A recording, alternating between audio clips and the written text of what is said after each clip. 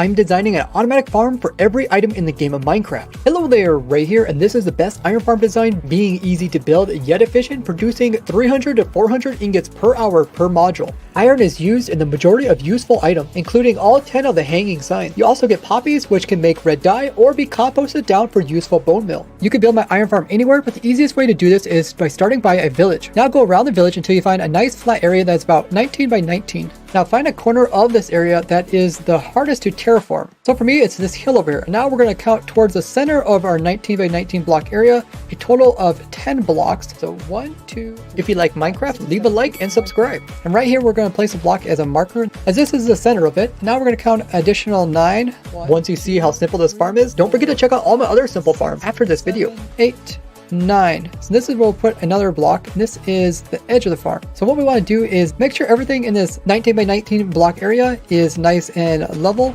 So we might have to fill in some of the areas, and we also might need to come in and remove some of the blocks from the other sides. The flatter area that you find to start with, the less work you have to do. Now that everything is flat, you need to make sure that everything is a block that iron golems can actually spawn on. So if you happen to build this where there was path blocks, you need to actually switch these over so they're once again full blocks. So now you should have a nice big area where iron golems can spawn in. You can also remove this marker block here, and now we can work on getting the villagers into their new village in the air. Now from the center marker, we want to go over 2 blocks, and then we want to tower up a total of 3 blocks. Then we're going to place in a composter. Then we're going to go over towards the center by 1 block.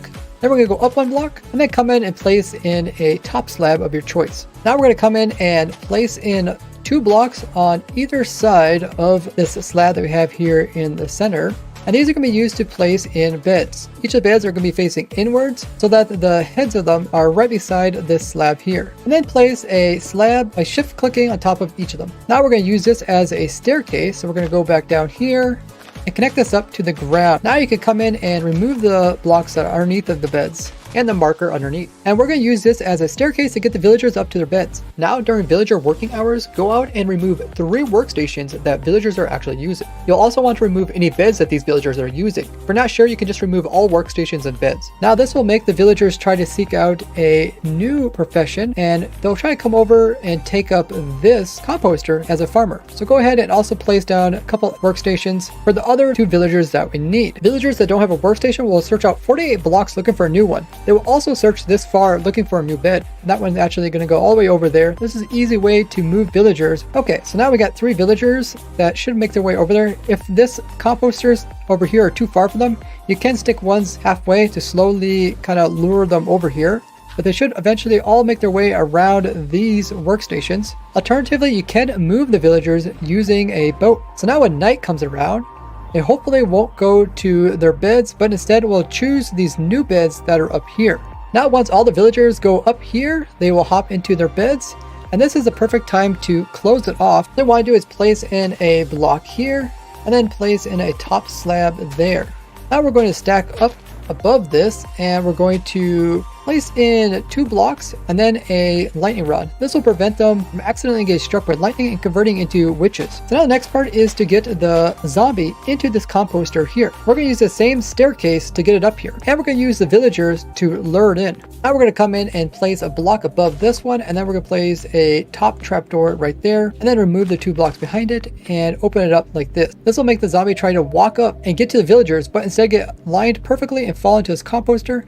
And then once inside, we'll just flip the trapdoor, having them be stuck exactly where we need them to be. And since we don't want the zombie to burn, we're going to place a slab just above the trapdoor and set that back to being open. Now you can come in and remove these workstations and also place down some torches in the corner of your farm so hostile mobs won't spawn directly inside of it. Now you want to find a zombie nearby and have it follow you over near the villagers. Then you can hide, and the zombie should go after the villagers instead of you. And once the zombie goes up inside the little composter, just close the trap door on it, so now it is actually stuck up there. You'll most likely get iron golem to spawn after the first time the villagers have slept and also been scared by a zombie. It's important that this golem doesn't go in there and kill your zombie that we have captured, so go ahead and remove the scaffolding so it can't get up to it. Then remove the other temporary blocks so the golem can't stand on them. And once you get inside, you want to make sure it doesn't despawn. You can either do this by making it hold an item, which there's a small chance that any zombie can do this, or just use a name tag. I use the dinner bone one so you can easily see that it's been named.